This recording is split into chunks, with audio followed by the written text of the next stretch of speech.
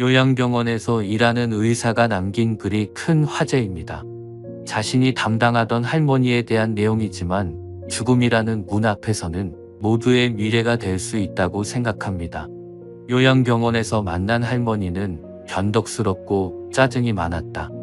투정 부리는 일이 많고 음식을 흘리거나 시설 규칙을 안 따른다고 핀잔을 들으면 오히려 더 소리를 지르고 난리를 치는 노인이다. 양말이나 신발 한 짝을 항상 잃어버려 직원들에게 바보 취급을 당하기도 했다.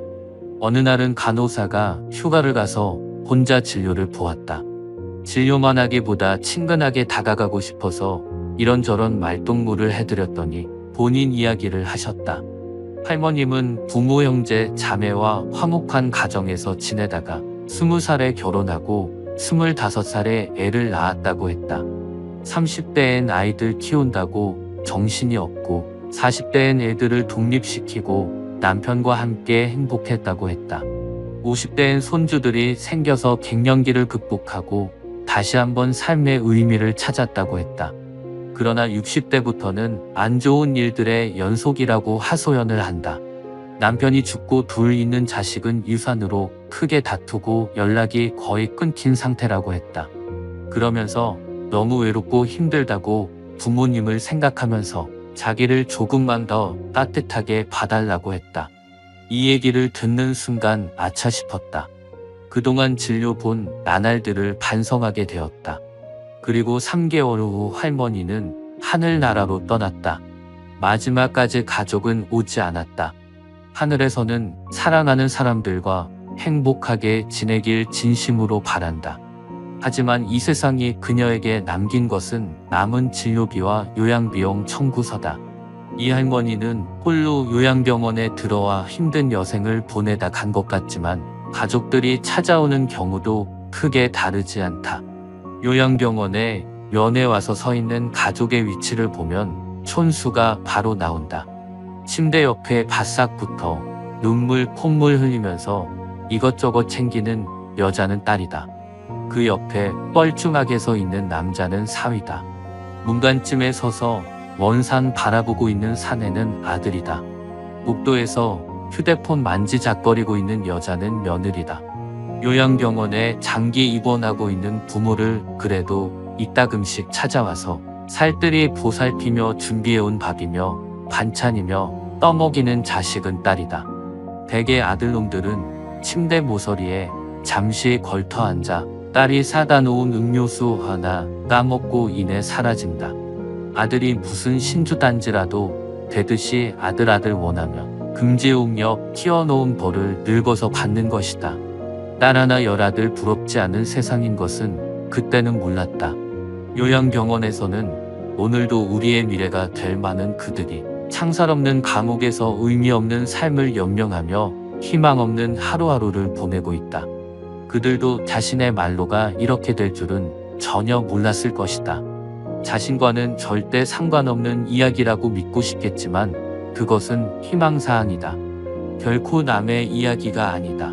우리는 나이가 들고 서서히 정신이 빠져나가면 어린애처럼 속이 없어지고 결국 원하던 원치 않던 자식이 있던 없던 마누라 남편이 있던 돈이 있던 없던 세상에서 지위가 높던 낮던 잘났던 못났던 모든 분들이 요양원이나 요양병원에서 생의 마지막을 보내게 된다.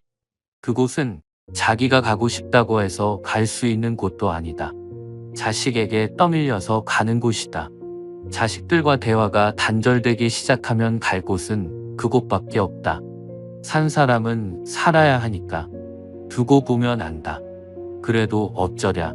내 정신을 가지고 사는 동안에라도 맛있는 것 먹고 가고 싶은 곳 가보고 보고 싶은 것 보고 하고 싶은 것 하면서 즐겁고 재미있게 살아야지. 기적 같은 세상을 그저 그렇게 보낼 수 없지 않겠는가. 최근에는 90세가 넘은 할아버지가 오셨다. 할아버지는 병이 너무 깊었다. 옆에서 할머니가 성경을 읽으며 지극정성으로 할아버지 곁을 지켰다. 아침 저녁으로 할아버지 가족들이 병실을 다녀갔다. 아버지가 이제는 못 일어나신다.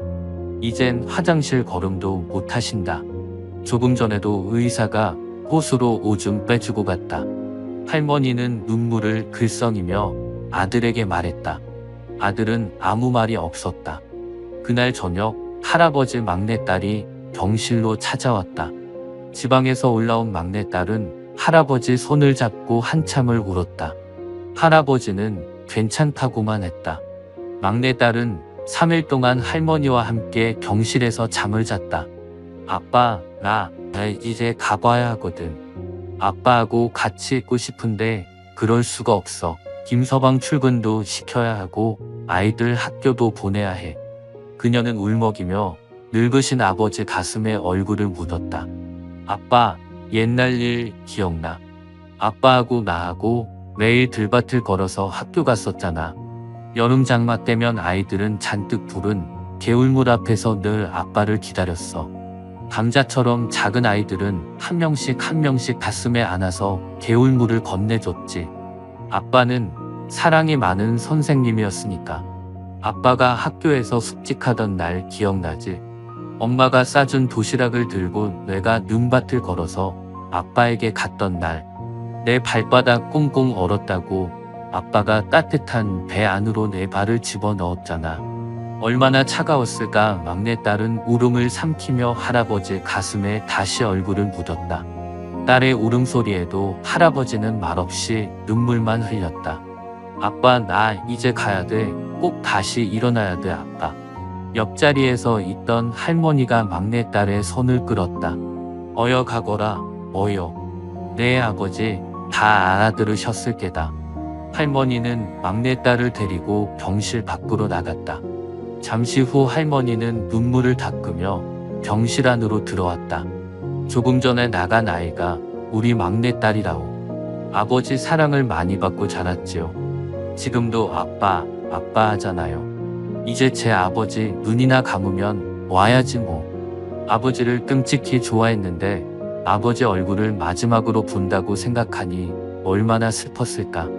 바로 그때 할아버지 목소리가 들려왔다. 임자, 임자. 할아버지는 가쁜 숨을 몰아쉬며 일으켜 달라고 했다.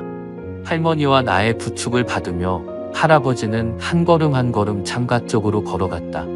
할아버지는 힘겨운 숨을 고르며 창밖을 살폈다. 창문 밖 멀지 않는 곳에 정문 쪽으로 걸어가는 막내딸의 뒷모습이 보였다. 할아버지는 오른팔을 들었다. 딸의 뒷모습을 어루만지듯 할아버지는 유리창을 쓰다듬었다. 딸을 향해 마지막 인사를 하는 할아버지의 눈가로 눈물이 조용히 흘러내렸다. 할아버지와 딸은 결국 이날이 마지막이었다.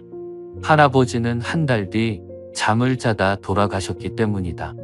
할아버지의 마지막 날, 딸은 눈물을 흘리지 않았다. 더 이상 흐를 눈물이 남지 않았기 때문이다.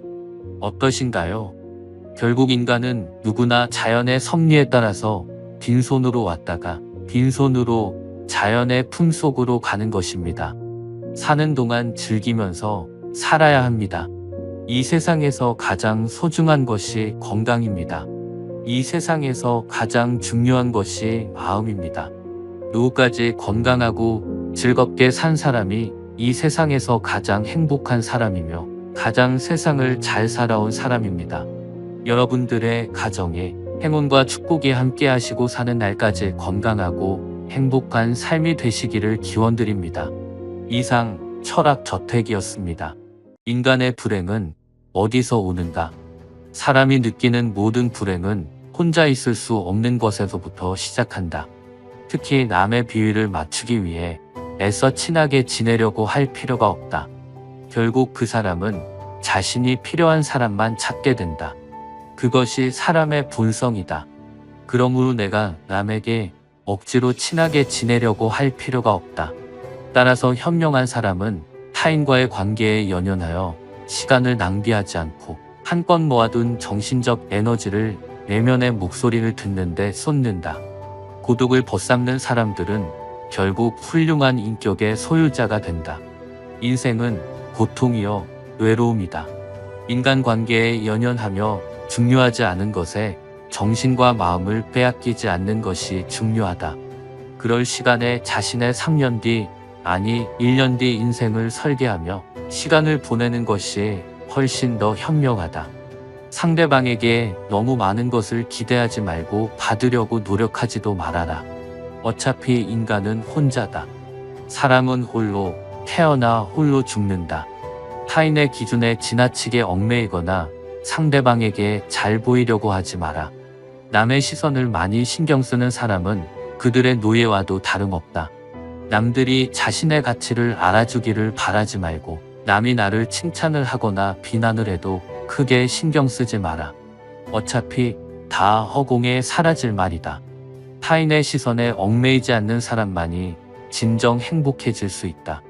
만약 배신을 당하더라도 다음날 훌훌 털고 일어날 줄 알아야 한다. 세상에는 결국 부모 형제가 아니고서는 모두 배신할 수 있다. 다만 천천히 배신할 뿐이다. 아무리 친해도 간이고 쓸개고 줄 것처럼 신뢰하지 말고 오직 스스로를 지키기 위해 노력하라. 다른 사람의 행동이나 태도에 대해 날카롭게 비판하는 사람들도 있다. 그런 사람들은 대개 자신의 결점은 모르고 남의 행동만 비난하기 쉽다. 설령 그런 이들에게 비판받더라도 노여워하지 말고 실망하지도 않는 게 좋다. 남을 험담하고자 하는 건 사람의 본능이자 본성이다. 삶은 괴로움의 연속이다. 삶이 항상 기쁠 것이라고 기대하는가? 행복이란 건 짧고 스쳐 지나가는 순간에만 느낄 수 있는 것이다. 행복과 쾌락만 쫓아가다 보면 평생 행복이라는 걸 즐길 수가 없게 된다. 삶에는 고통과 불안함이 존재할 수밖에 없음을 받아들여라. 인생의 고난은 평생 동반될 수밖에 없는 것이다. 인간은 기본적으로 혼자 살아가고 혼자 고난을 이겨내고 혼자 죽어가는 존재다. 우리가 종종 혼자 있을 때 편안함을 느끼는 것도 바로 그런 이유에서다.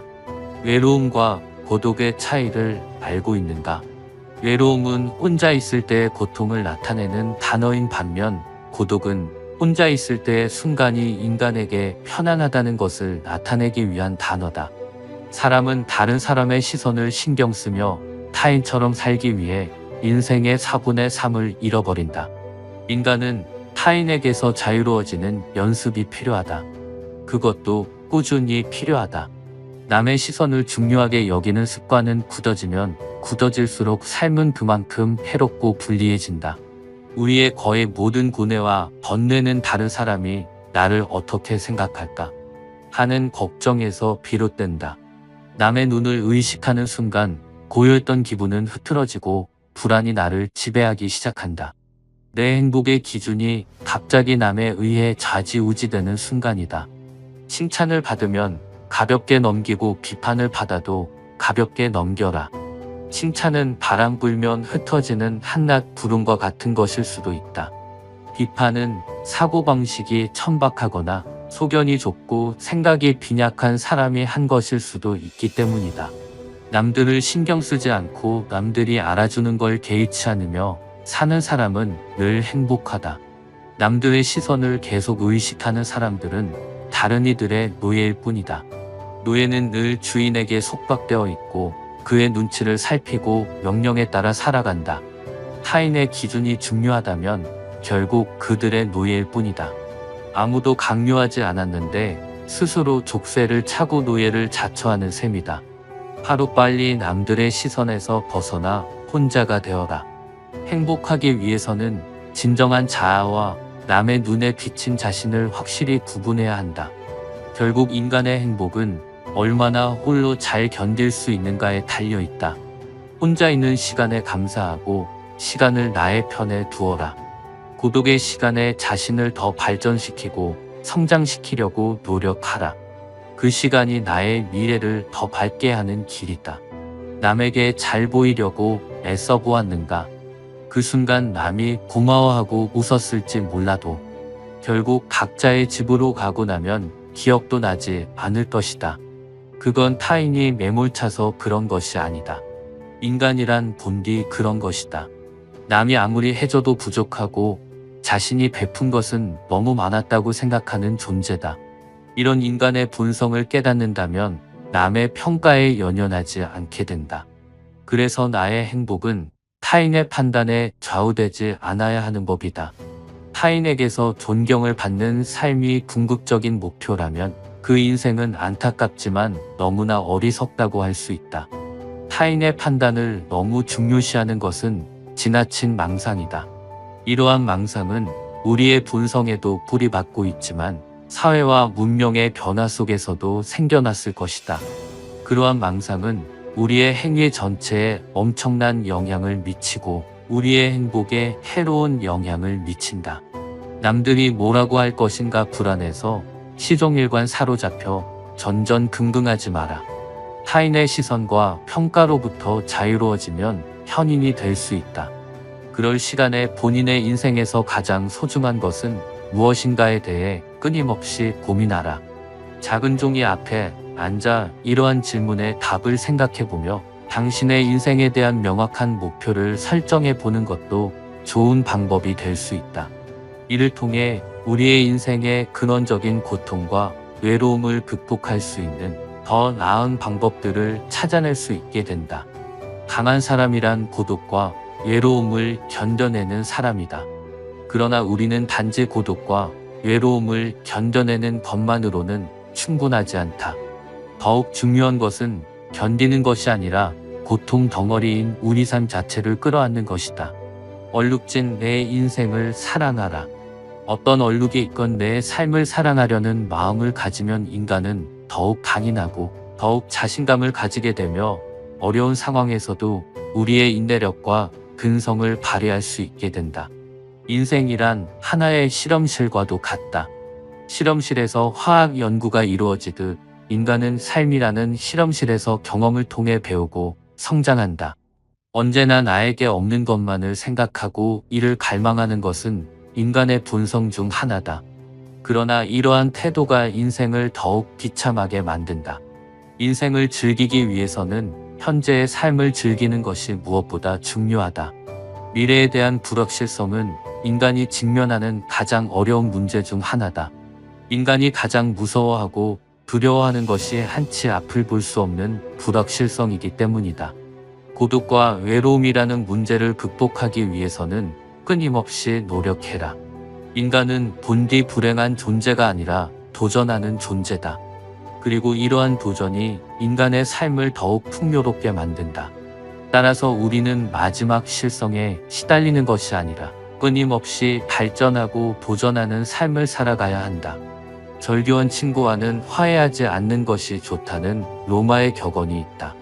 이는 인간의 성격과 개성이 태어날 때부터 결정되기 때문이다.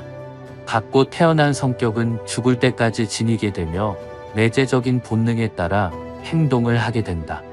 그러므로 한번 절교한 친구와 화해하게 된다면 같은 상황에서 같은 행동을 되풀이하게 될 가능성이 높다.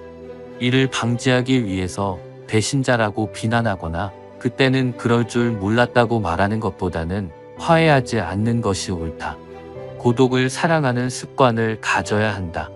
다른 사람들과 다르게 사람들 앞에서 유쾌하고 밝은 사람들은 오히려 고독이 낯설고 두렵기 쉽다.